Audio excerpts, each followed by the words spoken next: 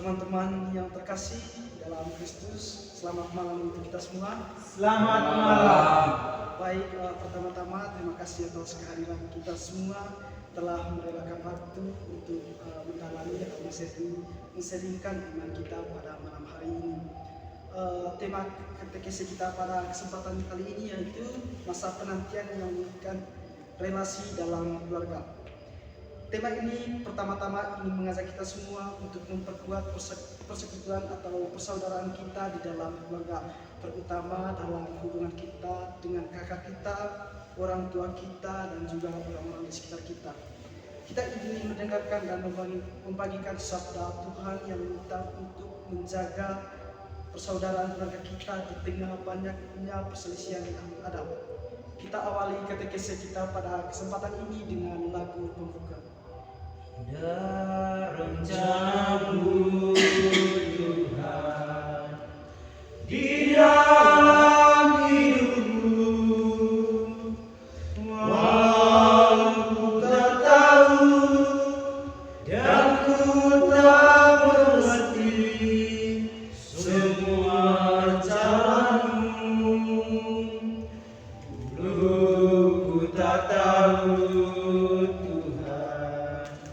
beratku rasakan, hati menderita dan ku terpercaya menghadapi semua. Tapi ku mengerti sekarang kata padaku, kini melihat dan ku merasakan indah rencanamu.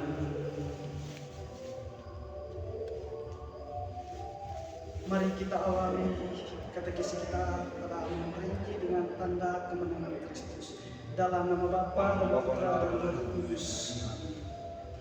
Allah Bapa di dalam surga, puji serta syukur kami haturkan kepadamu atas segala berkat penyertaan-Mu yang masih Engkau berikan kami hingga pada kesempatan ini. Ya Allah Bapa di dalam surga, pada kesempatan ini kami anak-anak-Mu berkumpul untuk mendengarkan katekese yang kami dengarkan dan yang kami bawakan. Kiranya Tuhan, segala hati dan pikiran kami tertuju dan juga fokus untuk mendengarkan sabda yang kami ingin sampaikan kepadamu. Dengan pengantaran Kristus Tuhan kami.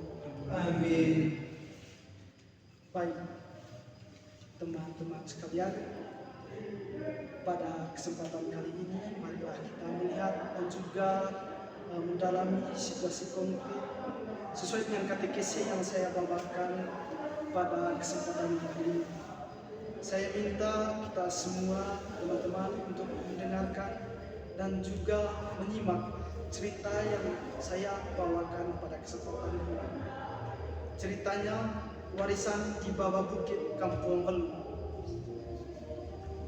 Di lereng bukit yang hadap langsung ke sawah terasing Kampung Belu, terdapat sebidang tanah warisan yang subur, ditinggalkan oleh almarhum Bapak Petrus. Tanah itu yang dihiasi oleh beberapa pohon kopi tua dan dialiri mata air kecil, seharusnya menjadi simbol kemakmuran dan persatuan bagi dua putranya, yaitu Sintus dan Sipri. Namun, segera setelah upacara adat pemakaman selesai, hubungan kakak beradik itu berubah dingin. Sintus sebagai anak sulung yang selama ini mengurus bapak di kampung, merasa tanah itu harus menjadi miliknya sepenuhnya sebagai bentuk balas jasa. Sementara Sipri yang merantau ke kota dan rutin mengirimkan uang untuk biaya hidup keluarga dan adik-adiknya dulu, menuntut pembagian yang adil, menganggap kontribusinya secara finansial jauh lebih berharga daripada kehadiran fisik Sintus di kampung, yaitu merawat orang tuanya. Sengketa itu dengan cepat menyebar dan menjadi bahan perbincangan di lopo-lopo atau kedai kopi. kampung Belu, memecah belah dukungan tetangga dan kerabat. Sintus memulai aksi dengan memperluaskan batas kebunnya, memindahkan batu-batu penanda warisan yang telah disepakati sesepuh adat puluhan tahun yang lalu. Sipri yang geram datang dari kota tidak hanya menentang kakaknya secara lisan, tetapi juga memasang pagar kabat berduri persis di tengah tanah itu, menciptakan garis demarkasi yang jelas dan kejam, seolah membelah hati sang ibu yang menyaksikan dari teras rumah. Mereka berhenti saling sapa, bertukar tatapan tajam dan penuh permusuhan setiap kali berpapasan di jalan setapak kampung itu. Aroma kopi yang biasanya mereka nikmati bersama kini terasa pahit, dinodai oleh bau perselisihan yang menusuk. Ketegangan ini terjadi ketika mereka dipanggil menghadap kepala adat atau Tua Tenun di hadapan seluruh sesepuh dan ibu mereka. Kepala adat Tenun meminta mereka mengingat kembali ajaran Bapak Petrus bahwa tanah adalah ibu, bukan sekedar komoditas. Ia mengingatkan tentang janji persaudaraan mereka di masa lalu saat Sintus mengajari Sipri menanam padi pertama kali di sawah itu. Namun meskipun mata mereka sempat bertemu dipenuhi ingatan masa lalu, ego dan keserakahan telah membelenggu mereka. Mereka menolak berdamai, bersikeras pada tuntutan masing-masing.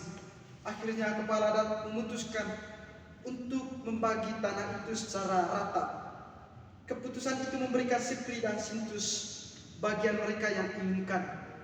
Namun sebagai hasilnya, mereka harus menanggung beban kerugian yang lebih besar. Hilangnya ikatan persaudaraan yang mereka korbankan demi sebidang tanah.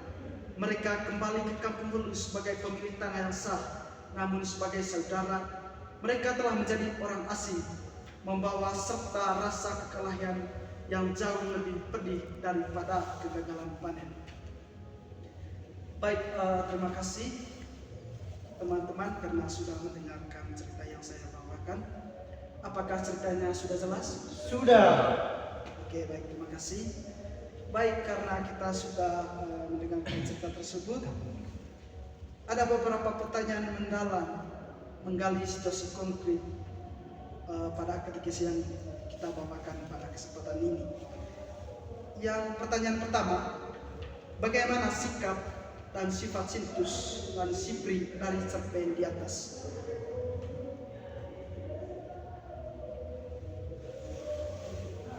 Baik, sekali lagi, bagaimana sikap dan Sintus dan Sipri dari cerpen di atas? Mengingat pada cerpen tadi mereka itu merebut harta milik orang tuanya. Oke, jadi baik, sikap dari Sintus tadi itu egois dan merasa paling berhak dalam keluarga. Jadi dari sikap yang begini ini yang tidak harus kita jauhkan dan kita tidak boleh ikuti seperti yang sikap dari saudara Sintus tadi. Itu harus yang kita menghindari. Mungkin itu saja dari saya.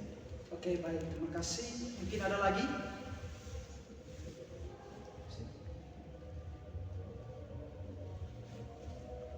Oke, Saya bisa. Yang saya dengar dari cerita tadi bahwa Sintus itu juga dia keras kepala ya. Keras kepala dalam mengatur warisan.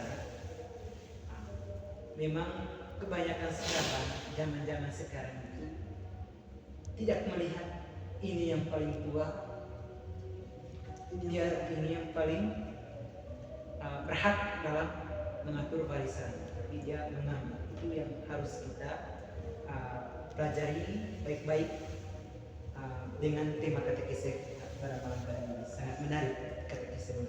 Oke, baik, terima kasih kepada Kak Joni. Sifat dan sikap Sintus tadi yaitu egois dan juga keras kepala, yang juga mengatakan bahwa itu tidak boleh dibiarkan atau itu tidak boleh kita bawakan secara terus menerus. Baik, mungkin ada lagi? Oke, kayak Andy. situs dan SMP tadi itu berarti kakak beradik yang lagi dapat warisan. Warisan. Memang kita kalau kita kaitkan dengan konteks kita itu warisan itu selalu dominan di anak musuh SMP tadi. Tapi dalam konteks cerita tadi yang mana tuh situs itu tidak terima bahwa warisan tanah itu seutuhnya milik si SMP. Ya. Memang dalam konteks kalau kita kaitkan dengan konteks Manggarai itu yang paling dominan harta itu atau warisan itu kepada bungsu karena dialah yang merawat nanti untuk ayahnya karena dialah tinggal di rumah dan kita tahu anak sulung itu ketika dia cari berarti dia itu punya rumah ya artinya dia buat rumah sendiri sedangkan yang bungsu ini dia harus tinggal ya selamanya di rumah itu atau menjadi warisan utama dalam keluarga. Terima kasih. Baik, terima kasih kepada Kak Andri yang mengatakan tadi bahwa dalam konteks Manggarai sebenarnya yang paling dominan dapat harta warisannya itu yang bungsu karena selayaknya atau sebenarnya dia yang menjaga atau memelihara ibu dan orang tuanya itu sehingga dapat disimpulkan bahwa yang bungsu lah yang berhak mendapatkan warisan yang paling banyak. Saya belum bisa apa yang disampaikan oleh Pak Andi tadi ya, Pak Andi tadi bahwa warisan itu yang berhak itu sebenarnya anak bungsu. Apakah hanya anak bungsu itu yang bisa merawat bapak dan mamanya? Dominan. Ya. Kalau bicara yang begitu Kak Bapak harus dia sejajar. Oke, baik, terima kasih. Terima kasih Kak Jojo, terima kasih. Baik, kita lanjut ke pertanyaan yang kedua tadi. Baik, untuk pertanyaan yang keduanya, konflik Sintus dan Sipri disaksikan oleh seluruh kampung Melu. Sebagian itu KBG atau tetangga mereka. Pertanyaannya, peran apa yang bisa kita ambil untuk mencegah perpecahan di sekitar kita? Semisalnya lingkungan kita atau keluarga kita itu ada masalah yang sama dengan cerita yang saya akan. Misalnya boleh kita ambil dari cerita tadi supaya kita Bikin sebagai anak juga apalagi kita untuk menjadi pada saat bagi warisan kita harus bisa menyesuaikan ya tidak harus dengan konflik itu yang mengatasi masalah untuk merebut warisan. Bagaimana cara kita supaya masalah warisan itu sama rata supaya tidak ada kekacauan dari adik atau kakak supaya hubungan tetap normal berjalan. Mungkin itu saja. Oke, baik, terima kasih Kandi. Ada yang lain? Oke, Jojo. Oke, dari saya pesan yang kita ambil itu kita supaya masalah ini berjalan dengan lancar dan dapat diselesaikan kita mencari solusi yang terbaik. Itu saja. Oke, kalau bisa Kak Jojo solusi yang paling baik itu Urus secara keluarga, panggil kedua belah pihak itu baik dengan kepala suku dalam kampung itu supaya bisa menyelesaikan masalah itu dengan baik dan aman. oke, baik, terima kasih Kak Jojo. Itu makanya peran dari KBG seperti yang disampaikan oleh Kak Andi dan juga Kak Jojo tadi. Mereka bilang itu adanya kita harus mencari solusi dengan mengadakan pertemuan atau perkumpulan yaitu Tua Bolo maupun Tua Kenu sebagai orang yang berhak membagikan warisan. Baik, untuk pertanyaan yang terakhir dari cerita tadi, mungkin ada cerita atau pengalaman pribadi yang sesuai dengan konteks cerita di atas, dimana karena harta warisan yang tidak merata maka ada perpecahan atau permusuhan di antara kakak beradik ataupun dengan saudara dari bapak kita ataupun dengan orang lain. Mungkin ada cerita yang serupa. Baik, terima kasih atas kesempatan. Saya sedikit menceritakan sebuah pengalaman di mana seperti ini sesuai dengan apa yang dipaparkan atau dibacakan ceritanya tadi. Di sini jadi kehidupan keluarga saya itu sebenarnya maju berawal dari rebutan tanah, yaitu bapak saya dengan nenek, yang dimana nenek ini menyerahkan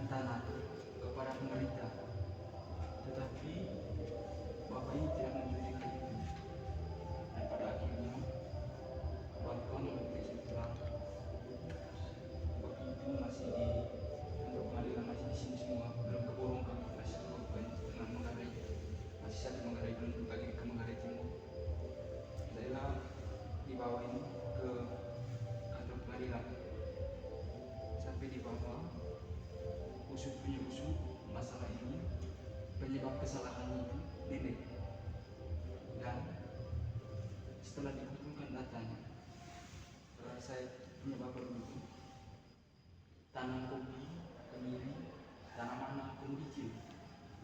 Tetapi datang nenek ini dengan satu kampung orang yang menuju untuk menyerahkan tanah itu ke tempat ke pemerintah. Bapak itu semua. Yang kelirunya, bapak tidak lagi memandang ini sebagai orang tua. Maksudnya nenek tidak lagi memandang karena saking emosi, terus solusinya tidak ada. Maksudnya orang dari luar untuk mempengaruhi bahwa hal ini salah. Lanjutlah perkara itu sampai ke pengadilan, sampai dengan yang kalahnya itu nenek karena laporannya bukan lagi tentang itu tanah, tapi pembasmian tentang pembasmian tanaman. Disinilah letak kesalahannya. Akhirnya mereka masuklah setiap minggu, lalu kita kembali ke kampung. Dan kembali di kampung, begitu juga dengan satu bapak. Di kampung, bapak ini kan pulang dengan keadaan sudah menang, tidak lagi membuat ribut acara adat atau segala macam. Tahu mereka ini pulang dari ini kantor pengadilan, mereka sampai di sana ada acara kami di sana itu menentukan dari kita menentukan ini dengan beberapa tahun pas waktu itu saya kelas SD itu sempat diceritakan dari keinginan di bawah betul itu sadar itu sangat berpengaruh sekali kalau kita percaya. Dan acara ketimbang itu ini sebenarnya perlu kita refleksikan dari hal-hal seperti itu. Ke depannya tidak lagi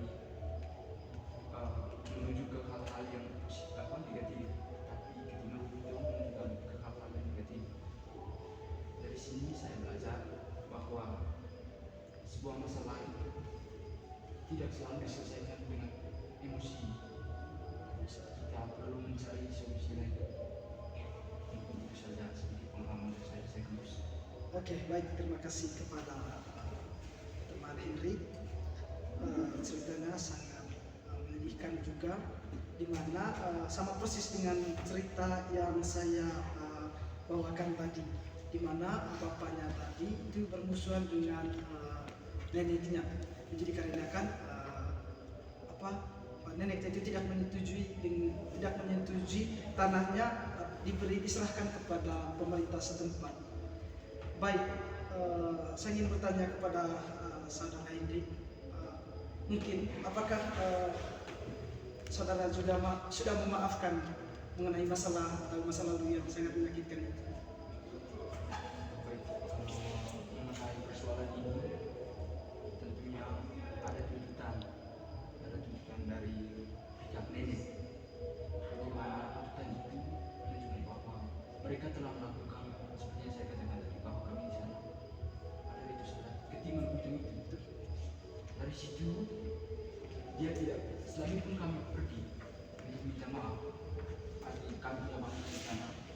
Oh suatu ngomong, nah itu kebaikan. Sekalipun kami pergi, tapi dia tidak menerima.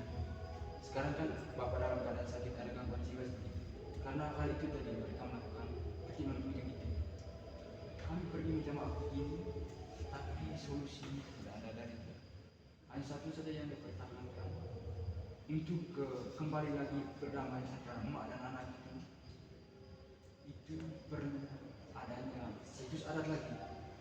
Dan ritus adat ini tidak saja yang minta maafkan kami dengan ibu saya dulu pergi minta maafkan dia, tapi dia tidak terima dikarenakan yang disebutkan nama dalam ritus adat itu bukan kami dengan ibu, tapi ayah. Maka dia pada saat ini juga kami telah pergi beberapa kali belum bisa menemukan solusinya bagaimana menyelesaikan persoalan itu. Karena soalnya sakit, persoalannya sakit dari ayah, bahwa jalannya kan menurut kepercayaan kita itu sakit itu karena itu jalannya, masuknya sakit itu karena itu jalannya. Maka untuk sementara belum kami temukan solusi.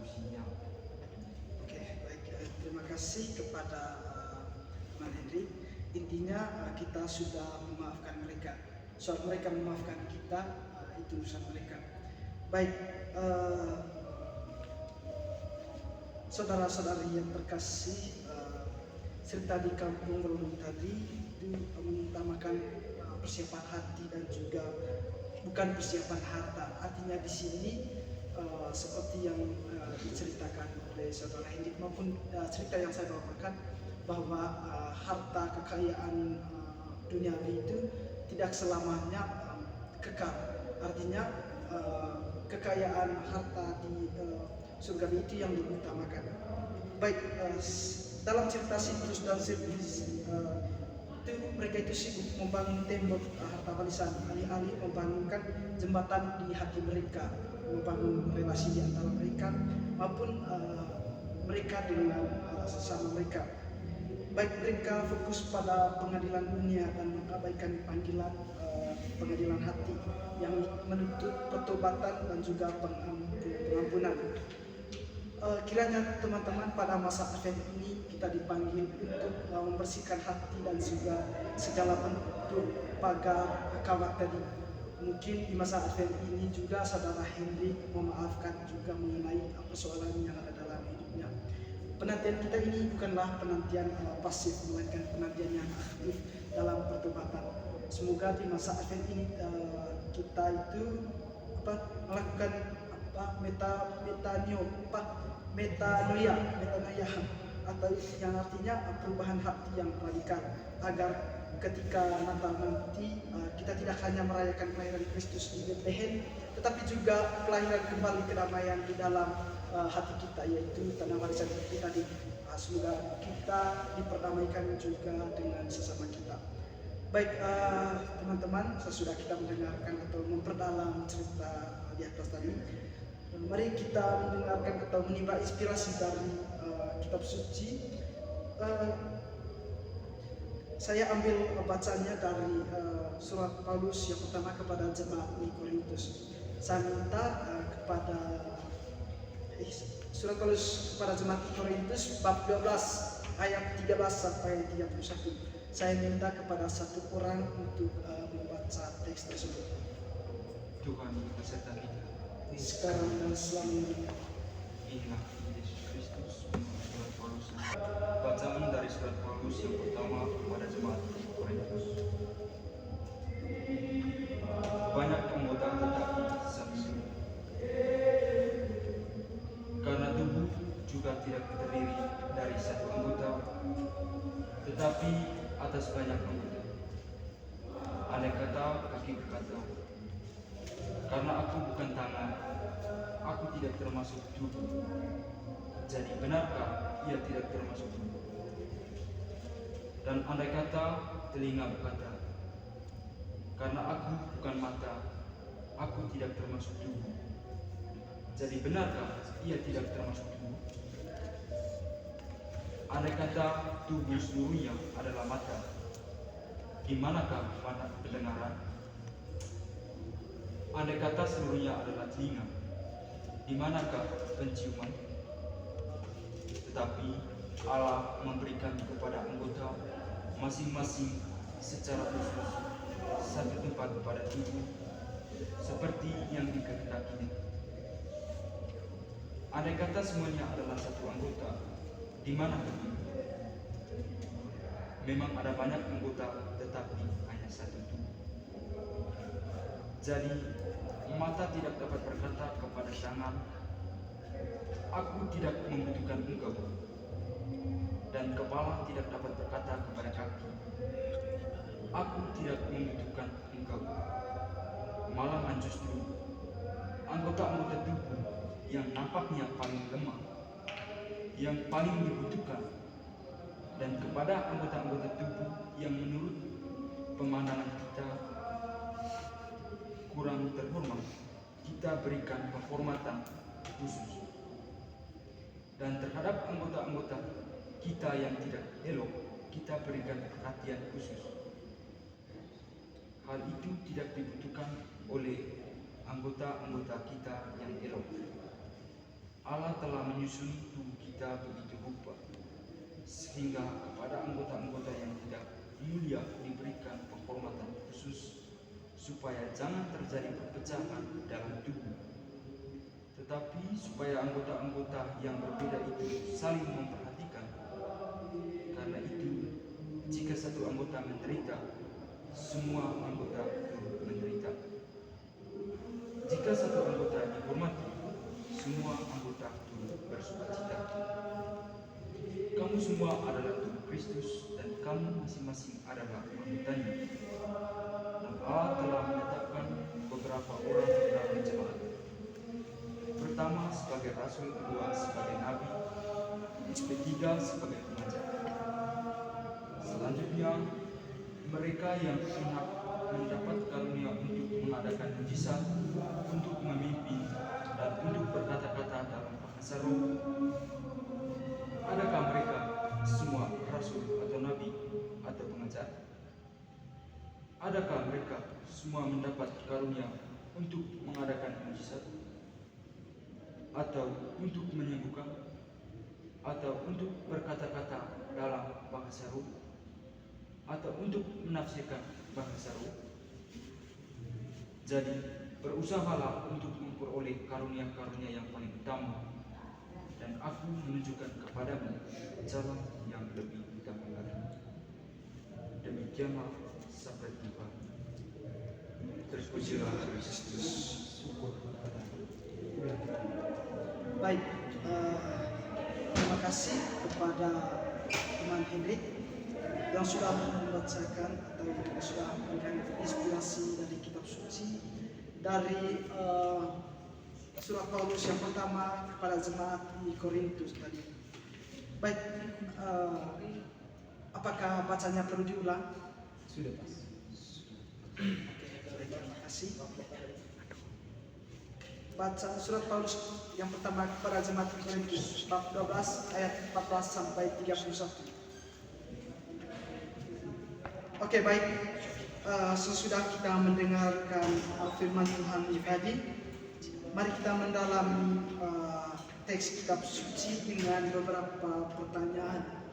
Yang pertama, bagaimana atau ayat berapa yang menarik bagi kita semua dari teks di atas?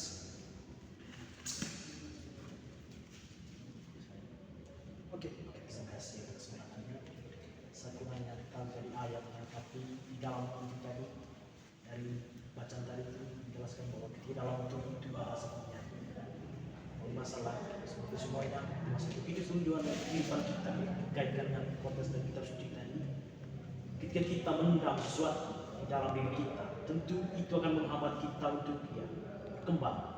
Ketika kita mesti berdendam dan masalah lalu yang selalu melanda di kita punya pikiran, dengan sendirinya kita punya hidup itu tidak terarah. Artinya kita masih menyimpan dendam, tidak lagi seperti yang diajarkan Tuhan, kasih, berkasih. Ketika kita sedang masalah, ketika dalam diri kita mengalami masalah, bimbang, proses pendidikan atau di kuliah, kita jangan mudah putus asa. Artinya kita belajar untuk bersabar dan ikuti prosesnya. Dengan sendirinya semua masalah yang kita akan hadapi dapat selesai. Tidak harus kita mengambil resiko yang misalnya dendam. Ketika dengan teman atau dengan dosen atau dia boleh dendam. Kita harus melewati prosesnya saja supaya masalah itu bisa teratasi. Mungkin itu saja. Terima kasih. Oke, baik, terima kasih kepada Kak Andi. Sangat brilian tadi. Ya, apalagi di masa Advent ini kita dituntut untuk tidak boleh dendam kepada seseorang supaya tidak menjadi penjara bagi ingatan kita untuk mencapai apa yang kita inginkan, apa yang kita mau kita capai untuk masa depan kita. Baik, terima kasih. Mungkin ada lagi. Oke, Ando. Oke, baik, terima kasih untuk kesempatannya. Jadi menurut saya di ayat 21 tadi dikatakan, jadi mata tidak dapat berkata kepada tangan, aku tidak membutuhkan engkau, dan kepala tidak dapat berkata kepada kaki, aku tidak membutuhkan engkau. Jadi di sini yang dimaksud menurut saya ini sangat menarik, artinya bahwa sesuai dengan tema tadi dan cerita yang disampaikan pada sebelumnya tadi tentang saudara yang mengalami konflik, dan ayat ini sangat berpengaruh terhadap cerita supaya persaudaraan itu tetap ada. Artinya seperti yang dikatakan dalam ayat, jadi mata tidak dapat berkata kepada tangan, aku tidak membutuhkan engkau. Jadi dalam keluarga itu adik kakak itu harus membangun komitmen yang baik, hubungan keluarga yang baik, karena adik tidak bisa berjalan tanpa kakak. Artinya perilaku adik itu tergantung dari bagaimana didikan dari kakaknya. Begitu juga kakak tidak dapat semena-mena mendidik adiknya tanpa ada timbal balik antara keluarga. Jadi antara adik dan kakak itu harus berjalan dan beriringan sesuai dengan masa penantian kita, agar kita senantiasa mengampuni sesama, mengasihi sesama dalam menantikan kedatangan Kristus. Terima kasih. Oke, baik, terima kasih kepada saudara Andro yang mengatakan bahwa dalam sebuah keluarga tidak mungkin satunya jalan sendiri, lainnya juga jalan sendiri. Maka kita harus berkolaborasi atau bekerja sama, kita harus berkomitmen untuk senantiasa atau setia dalam pilihan hidup kita. Baik, terima kasih. Mungkin ada lagi? Oke, Pak Alfau. Baik, terima kasih. Belajar tadi saya kurang mendengarkan Injil tadi, bacaan tadi, tapi di sini ada dari bacaan tadi menyatakan bahwa banyak anggota tetapi satu subuh. Itu kata ini relevan dengan kehidupan kita di asrama maupun di mana-mana kita berada. Itu dari hal ini banyak orang yang berbeda dengan kita, tapi di sini kita tuntut untuk saling mengasihi tanpa melihat perbedaan-perbedaan tersebut. Oke, baik, terima kasih kepada Alvaro. Mungkin apa yang dia sampaikan tadi sesuai dengan pertanyaan yang kedua. Baik, terima kasih karena sudah dijawab oleh Alvaro. Dia mengatakan bahwa ayat yang menarik menurut dia itu banyak anggota tetapi satu tubuh. Artinya bahwa meskipun kita semua yang di asrama ini berbeda-beda, tetapi kita tetap berkolaborasi untuk mencapai apa yang kita inginkan. Baik, terima kasih kepada teman-teman sekalian. Seperti yang kita ketahui juga, masa penantian adalah masa aktif pemulihan. Masa penantian bukanlah waktu yang pasif, melainkan periode aktif yang transformatif. Ini adalah kesempatan untuk menghentikan kesibukan, menghentikan segala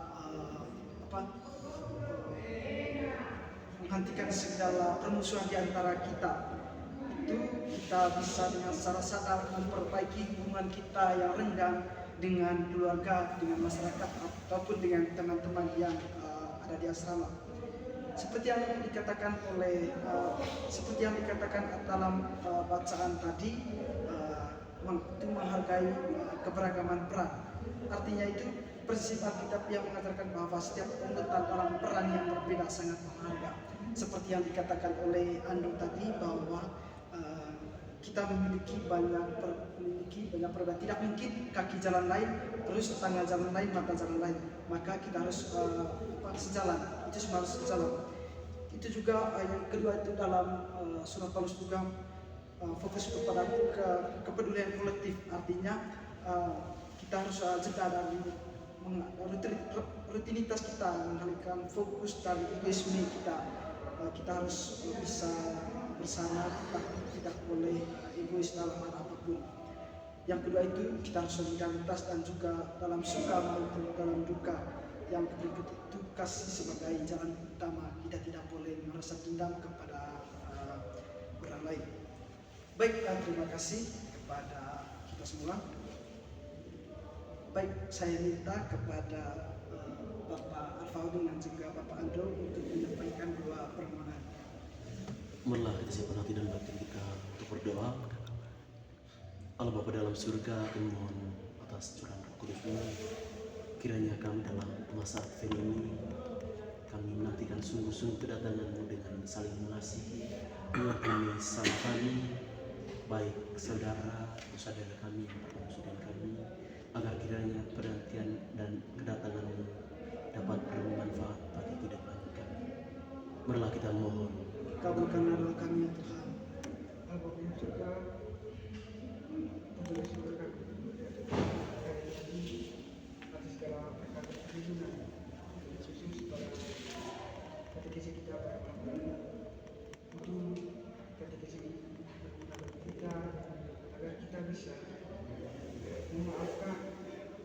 mengasihi sesama dan dalam kehidupan kita sehari-hari. Marilah kita berdoa. Kabulkanlah doa kami ya Tuhan. Marilah kita satukan segala permohonan kita dengan doa Bapa kami yang ada di surga, dimuliakan namamu. Datanglah kerajaanmu, jadilah kehendakmu di atas bumi seperti di dalam surga. Berilah kami rezeki pada hari ini, dan ampunilah kesalahan kami, seperti kami mengampuni kesalahan kepada kami. Dan janganlah masukkan kami ke dalam pencobaan, tetapi bebaskan kami dari yang jahat. Oke, baik, terima kasih teman-teman. Setelah kita mendengarkan dan juga mendalami cerita yang kita bawakan pada kesempatan ini, kita juga mendengarkan firman Tuhan dari surat Paulus tadi untuk rencana kita atau tindak lanjut kita, aksi konkret apa yang mau kita laksanakan untuk kedepannya. Oke, Kejur. Dari saya, kebetulan ini juga masa Advent, di mana masa menantikan kedatangan Sang Juru Selamat Yesus Kristus sendiri. Tindakan atau kegiatan kita selanjutnya yaitu yang pertama, kita ikut aktif dalam KBG, misalnya ketika ada KOR pas waktu perayaan Natal nanti, kita sebagai umat Katolik kita harus wajib mengikuti KOR, lalu mengikuti kegiatan-kegiatan baik dalam lingkungan maupun dalam keluarga. Itu saja dari saya. Oke, baik, terima kasih Kirsten. Ada tawaran lain? Oke, Candy. Oke, baik, sedikit saja tawaran aksi konkret kita untuk merealisasikan kegiatan katekis kita pada malam hari ini. Bagaimana kalau kita buat semacam komunitas kecil, di mana komunitas kecil kita buat ketika ada orang lain yang membutuhkan, kita bisa membantu, misalnya mengumpulkan yang sedekah lah ya. Ketika misalnya sedekah itu bantu yang apa itu lagi kesusahan dia, sekarang apa yang kotor ini lah, bantu mereka walaupun itu tidak banyak, tapi kita harus bisa ikhlas membantu mereka dengan cara kita memberikan donasi ketika mereka melalui membutuhkan bantuan, ketika mereka dilandai dengan masalah. Oke, itu saja. Oke, baik, terima kasih Kayati. Ada tambahan lain? Oke. Oke, baik, terima kasih karena konteksnya tadi dalam cerita dan apa lain sebagainya tentang bagaimana masalah. Jadi rencana tindak lanjut yang mau saya katakan adalah sesuai dengan masa sekarang, masa penantian, usahakan kita saling mengampuni kepada siapa kita bersalah, kita minta ampun dan mengampuni yang memusuhi kita. Itu dari saya. Terima kasih. Oke, baik, terima kasih kepada saudara-saudara. Oke, mari kita segala doa yang kita dengar pada hari ini. Allah Bapa Maha Murah, kami bersyukur kepadamu atas penyertaan dalam proses katekese yang telah kami langsungkan ini. Semoga dengan pengalaman ini pada masa Advent ini, kami sanggup menghadapi segala perselisihan dalam diri kami, terutama dalam keluarga kami. Kiranya Tuhan, dengan katekese ini kami semua dapat memaafkan, kami semua dijauhkan dari perselisihan yang ada dalam diri kami, agar kami menanti kedatangan-Mu dengan hati yang bersih, dengan pengantaran Kristus Tuhan kami. Amin. Semoga kita semua dilindungi, dibimbingi dan diberkati oleh Allah yang Maha Kuasa, Bapa, Putra, dan Roh Kudus. Terima kasih Tuhan untuk Kasih setiamu yang ku alami dalam hidupku. Terima kasih Yesus untuk kebaikan-Mu sepanjang hidupku. Terima kasih Yesus.